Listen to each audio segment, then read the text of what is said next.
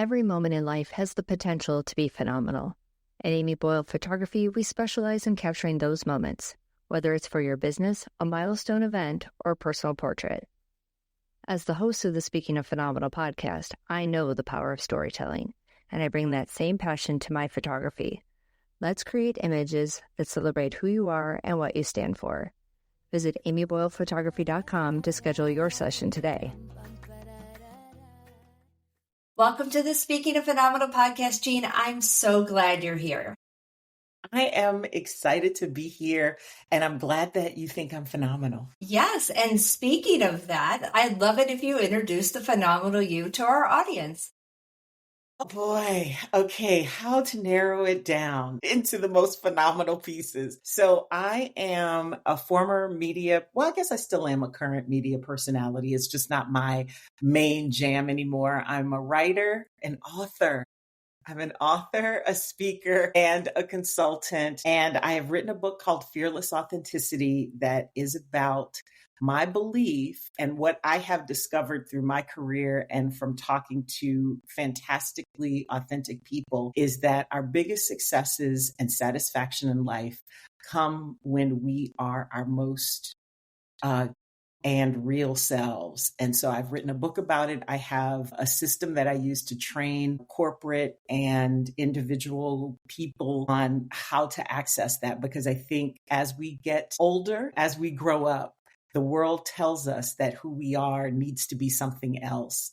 But that is a lie. And it sometimes takes us a route to get back to the truth. Your podcast is also Fearless Authenticity. What is the definition via Jeanne Sparrow? So the definition is just that who we are is the gift we have to offer the world, that we don't necessarily have to go looking for our purpose because we were put here to do something. And the truer we are to ourselves, the quicker and more efficiently we will find what we are supposed to do. It will come to us and we will know it when we see it, when we feel it. And because I think a lot of times we spend our lives trying to figure out what we're supposed to do. And we're just supposed to be ourselves, and who we are is the gift. Through who we are and discovering more of the things that we are meant to share with other people is where we will find our purpose. Thinking back throughout your career, the different kind of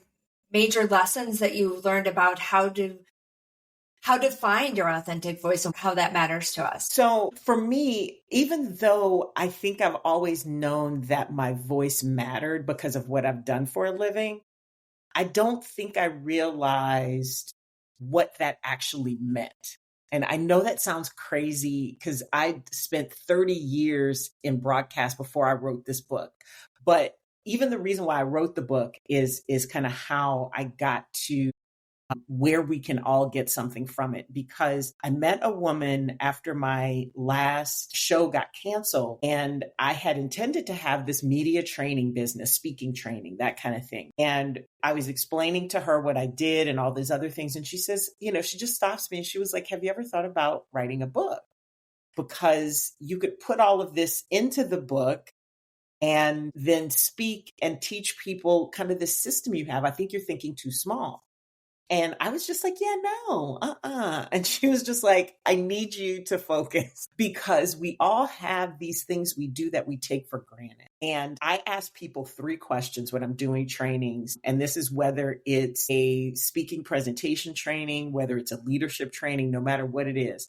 I ask them 3 questions. What work do you do? Or what do you do, depending on the setting? Because I think a lot of us access our worth through our work, especially as Americans, but it could apply to any sort of thing, whether it's your side hustle or just what you enjoy. I ask, what do you do? What benefits do the results of that have for other people? And why are those benefits, providing those benefits, how is that important to you? And I think that's where we start to understand what we're worth and how what we do is special, because all of us have other people that do what we do, right? There are other photographers in the world. There are other podcast hosts in the world. There are a lot of podcast hosts in the world. All of us do it in a certain way that allows people to connect with us. And that's, to me, what is at the root of finding your authentic voice is understanding that, yes, what you do may not be unique as far as the job title or the deliverables, but the way you do it is, and you need to understand what that is, because in that is where your worth, your value, your authentic voice is. And you start to find your purpose that way. Absolutely. Back when I started the 52 Phenomenal Women Project, it's almost the same kind of idea. First, it was curiosity, but then to get people, like even you said, like, what part of You's Phenomenal, where do I start with how to describe myself? And then it was to strip away all the other things. I would say, what's phenomenal right now? And so that keeps us in the present moment, right? Not thinking about the past, not projecting to the future. I'll be phenomenal when. And then also, too, finding the why behind your what, which is exactly what you just hit on. So that gets into the who we are. That, to your point exactly, we so frequently, that next achievement done, what's next? Or, oh, that was not a big deal, what's next? And I think these need to be celebrated wins. They need to be cheered on from ourselves first, but then hopefully our friends and family that see that uniqueness in us, that quirkiness, that whatever it is, so that we can continue to share it. Because before we started recording, we're talking about these are times where we really need to be there for ourselves and then for each other. What have you been thinking on in the last few weeks as we're trying to process all the changes to come? I've been thinking about what authentic communication really is. And it's something I'm always thinking about because we all fall short, myself included, especially in our day-to-day, especially in our one-on-ones. And I keep going back to this thing I tell people that they always laugh at in my trainings or when I'm doing a talk is a lot of times when we are talking, we are so concerned about what it is we are saying that we do not have a dialogue. We don't stop to listen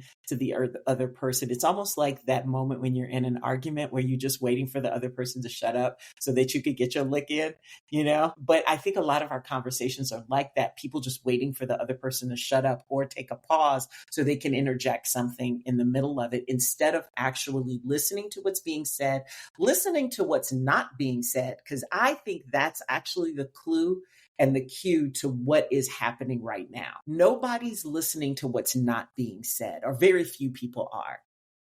Why do people feel a certain way? Why do people feel a certain path is the right one? And why is it to the exclusion of other paths? And you can absolutely make boundaries and set some very hard lines for yourself. Just be intentional about it and communicate it in a way that allows that conversation to be a two-way street, not a one-way street. And also recognizing when you're not able to do that. And that takes a lot of self-reflection to get to that point, right? I mean, I think we're such a distracted group of people, society in general, that to take that moment, we're too busy, right? That busyness stuff. But you have your self-care Sundays, and I think we need to stop and reflect and take care and pay attention so that when we even have quiet in our own day, we can see, again, to your point, like what is not being said, what's happening in the silences so that you can have a better dialogue. Tuning in takes energy, and a lot of us feel like our energy is finite. And while it does ebb and flow, an exchange actually gives energy and it creates energy between two people. Now, what kind of energy and the quality of the energy is up to you. But if you're not participating in the exchange, then that can't happen and it won't happen. That's the part. It's like when the walls go up, when you decide it's about you. And a lot of times these decisions are unconscious. They're not things we do on purpose. But when you think about how you have felt on the other end of that, it feels like it's intentional. It feels like it's on purpose. And the way that we need to be more in touch with ourselves so we are aware of how we affect other people. and decide if how we're affecting other people is how we want to. I'm not saying that we need to change ourselves for other people, but if what you think you're doing is not in alignment with what you are actually doing or how other people are taking it, then there's a disconnect. And a lot of times that disconnect is with yourself, and it doesn't allow you to connect with another person. When it comes to kind of exploring that, is there something that you have in the book that helps people come along in that journey? Or what would you say is a good place to get started to recognize where the disconnects might be happening in our communication?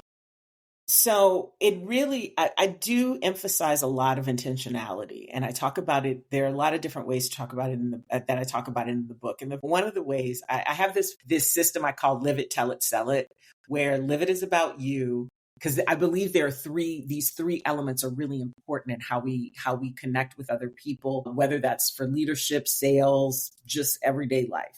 Live it as being aware of yourself, right? Paying attention to what you do. And I have an exercise that everybody hates and nobody ever wants to do, but when they do it, it works. You have to look at yourself from the outside in and experience yourself the way other people do. So like when you have a presentation to do, let's say, we all have our phones. There's a beautiful video camera on this thing that you can just prop up, record yourself and look back, and then look at it with the idea of, is what I intended to say what I actually did? Like I may have said the words, but what's the nonverbal communication? I think we often discount nonverbal communication because we're so focused on getting the words right. And yes, getting words right is important. I love words. But if the nonverbal is off, we as human beings are hardwired to give that more weight. Most of the studies that are out there say somewhere between 60 to 90% of our communication is nonverbal.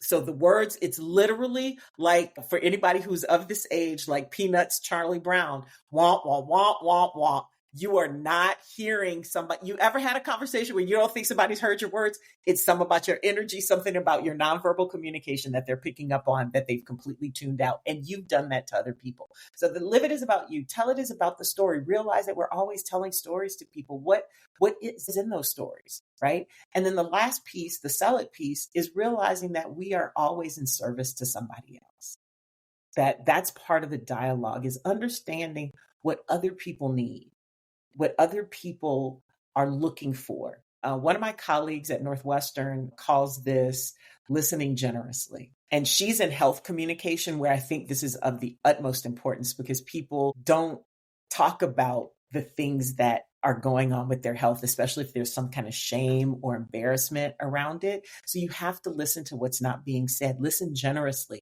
If somebody is giving you a little bit of a crack in that, in the facade or what have you, look a little deeper and see what it is and be of service to each other. I think a lot of times we focus, again, so much on ourselves that we forget that there's another person on the part of the exchange that we can be of service to, and it doesn't cost us anything. I love the idea of the practicing too, because I think a lot of people think authentic just means off the cuff. No, just flat no. What a good exercise. And I can see how it would definitely make me uncomfortable too, to like stop and then you're like nitpicking other things that matter to us. And then you're like, well, how do you see with the eyes of the audience? They're not looking at that again, right?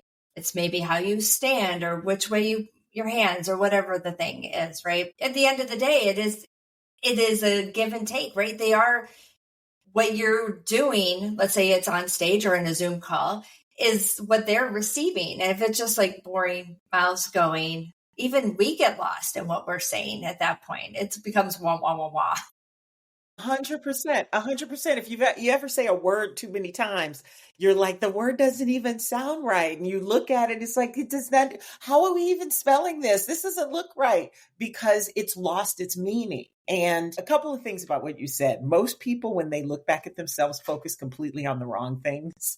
I always tell people, look for 3 good things that you did, that you accomplished, before you even start with the things that you thought you did wrong. Because it's really not about right or wrong. It's about whether or not you achieved your intention and whether or not you did anything to detract from that. So whether there is something distracting that you do, like a lot of people focus on uhs and ums and what we call fillers. And the reality is we all have fillers, but you just don't notice them until they become too repetitive, because it's a cue that somebody isn't in tune with what they're talking about, or they're focused on something else. The other thing is that it gives you a chance to build empathy.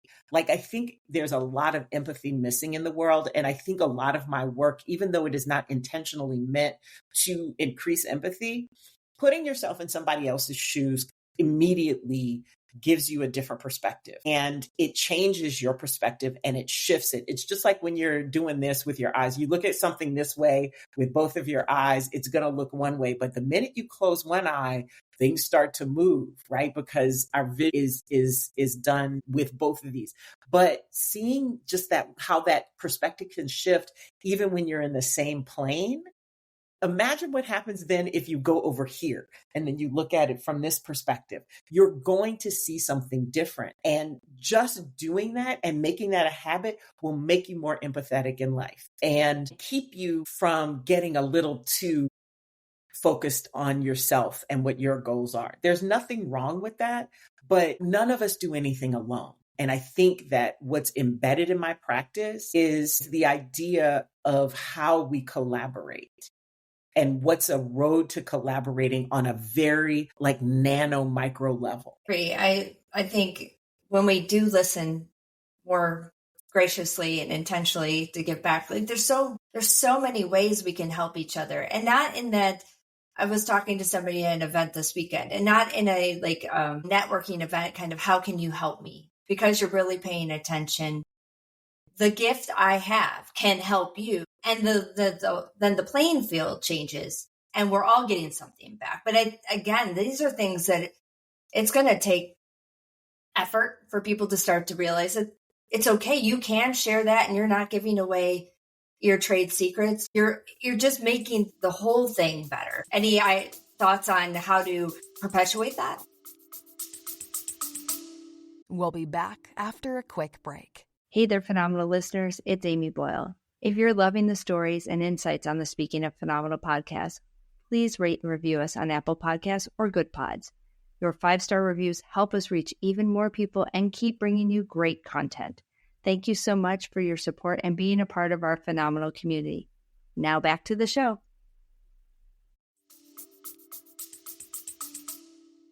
So you hit on something that I've told my mentees since day one. And I had a really interesting conversation with one of them about that. When she was networking, we always, and I think this is the common, I'm not going to call it a mistake because it seems right on the surface and it's not incorrect. Most of us try to network up.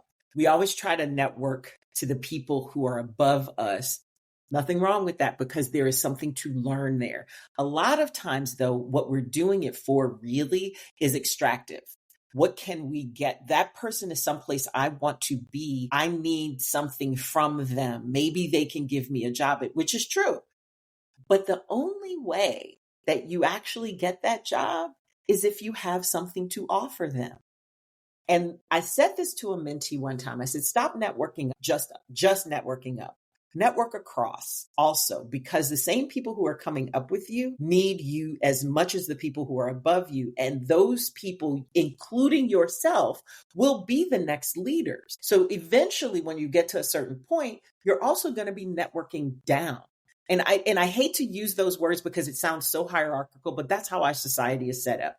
People who are coming up into the industry, they have new ideas and innovation that you might never think of. But she said to me when I said the first piece of it to her, she said to me, she was like, but Jeanne, I don't have anything to offer them. Honey, we need to dial this back because A, you do, but B, you need to know what that is so you can talk about that. So when you go in with an offer, people are instantly more interested in what you have to say. It's just like the dating advice dating coaches give. Don't be interesting, be interested.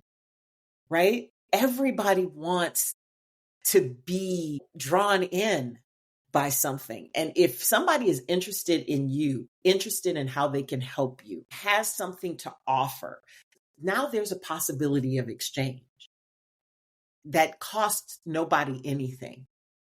And I think that if we foster that idea of having that offer, and then that goes back to the very first thing we started talking about. When you know what you are worth, when you know what you do uniquely, you can tell people, this is the thing I do. Now, I'm in this narrow little lane. Do you fit in this lane? Or is this lane something that fills a gap that you haven't filled yet?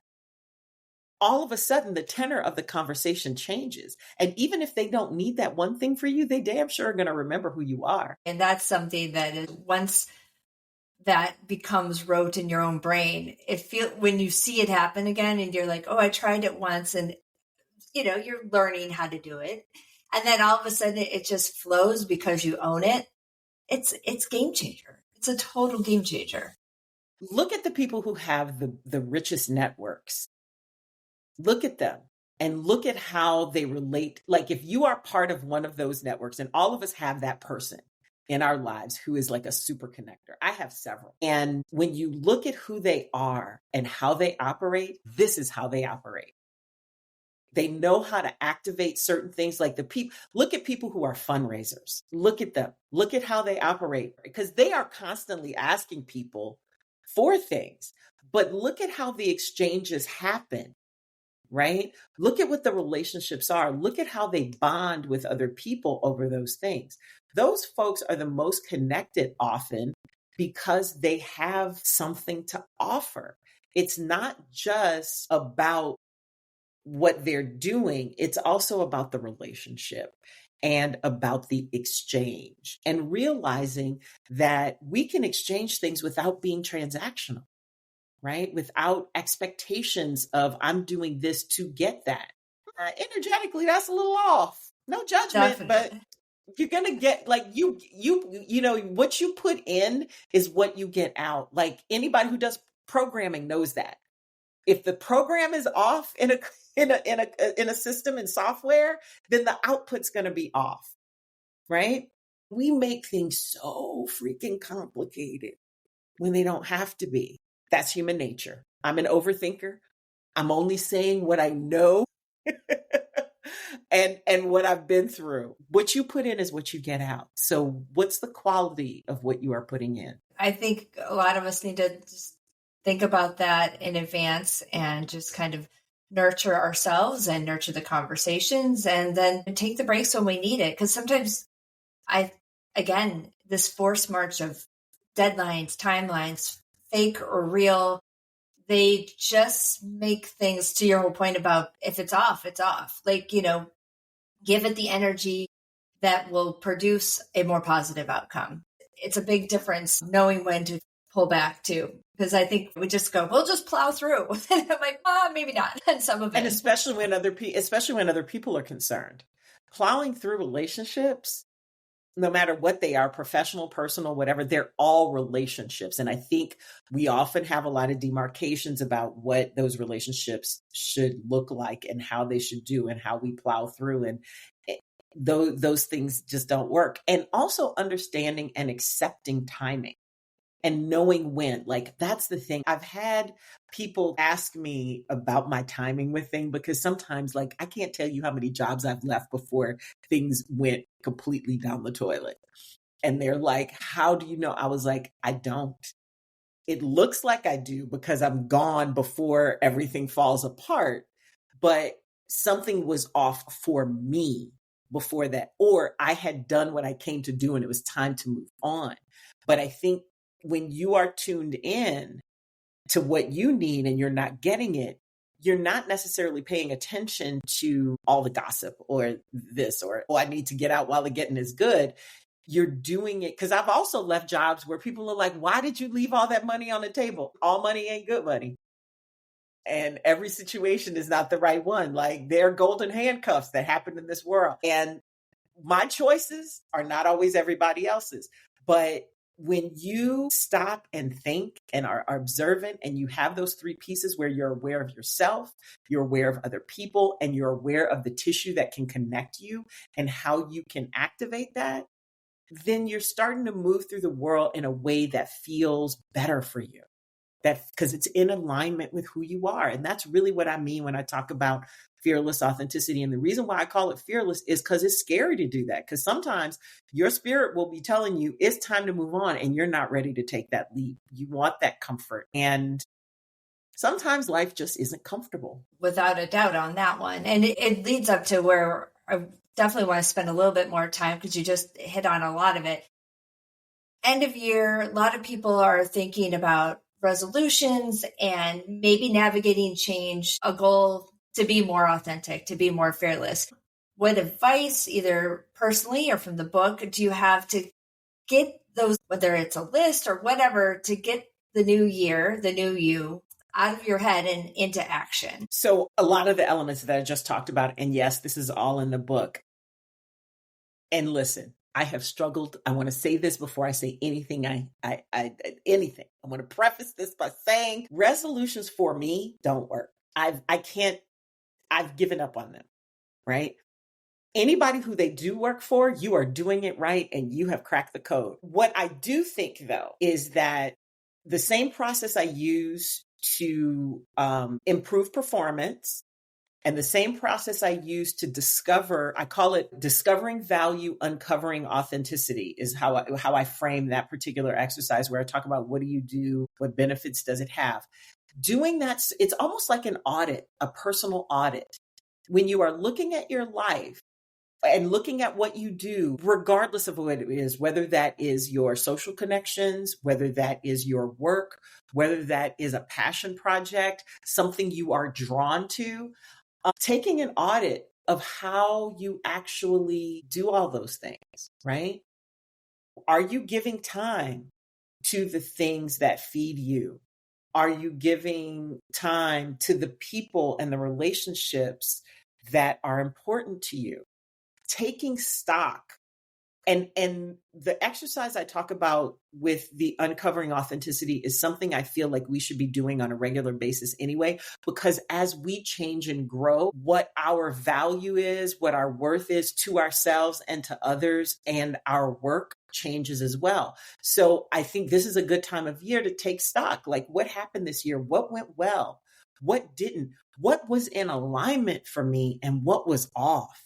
And how can I shift that? And so when you go, and also you can use that same exercise to project ahead. Like, what work do I want to do? What passion projects do I want to seed and grow? What relationships do I want to invest more time in? And then you start to get into that magical area where you're actually creating your future with the actions you're taking today, because you're making statements that, and manifestation, a lot of people are talking about that now. We do it all the time.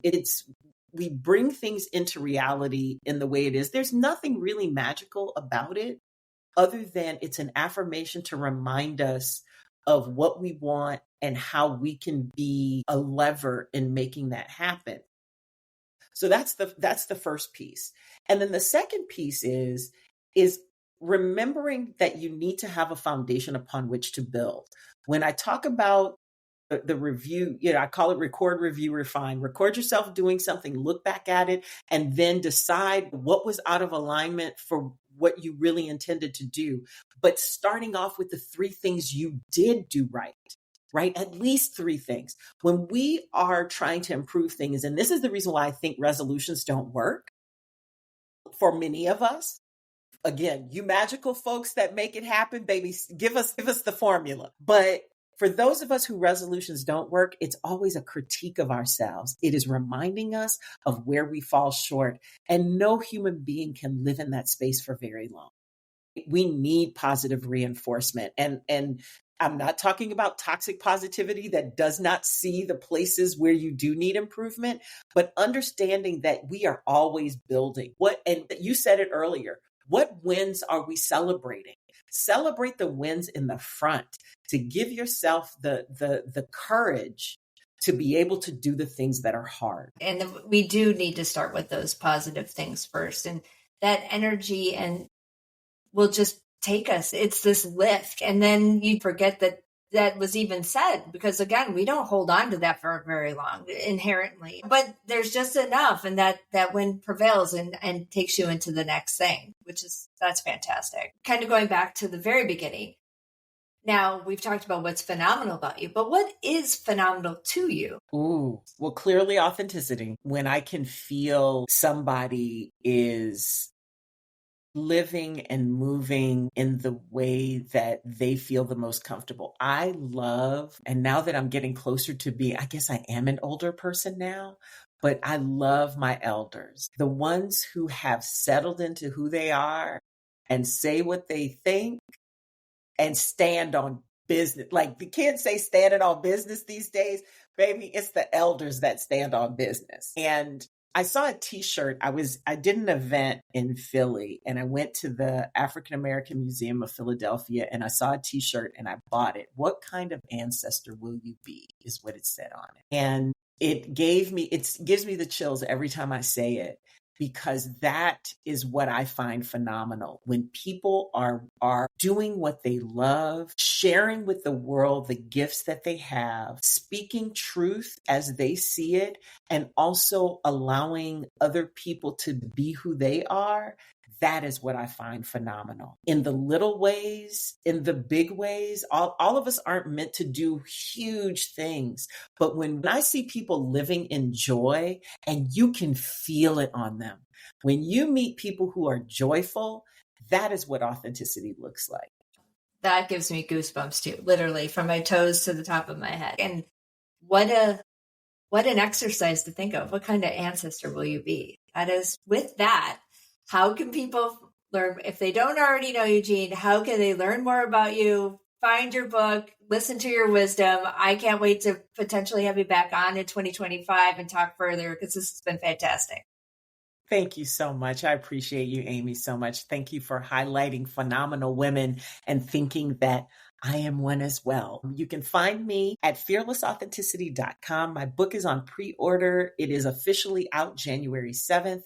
All the links are at fearlessauthenticity.com to pre-order. I do have some special bonuses before January 7th that you can get in on if you'd like to. And the audiobook will be coming soon as well. I am scheduled to do the narration for my book in January. So if you're an audiobook person, that will be coming soon. You can find me on social. I actually have my handle, my main handle right here at JM Sparrow. If you want to check out my podcast, at Ms. Jeanne Sparrow is where you'll find me on YouTube. And if you have a company that is interested in bringing me in to speak for a conference and all those different things, you can find that at fearlessauthenticity.com as well.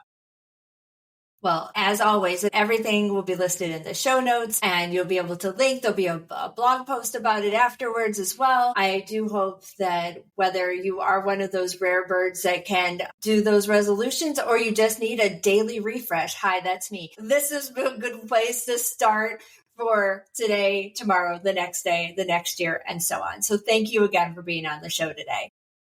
Thank you, Amy. I appreciate it. The best of luck to you with everything.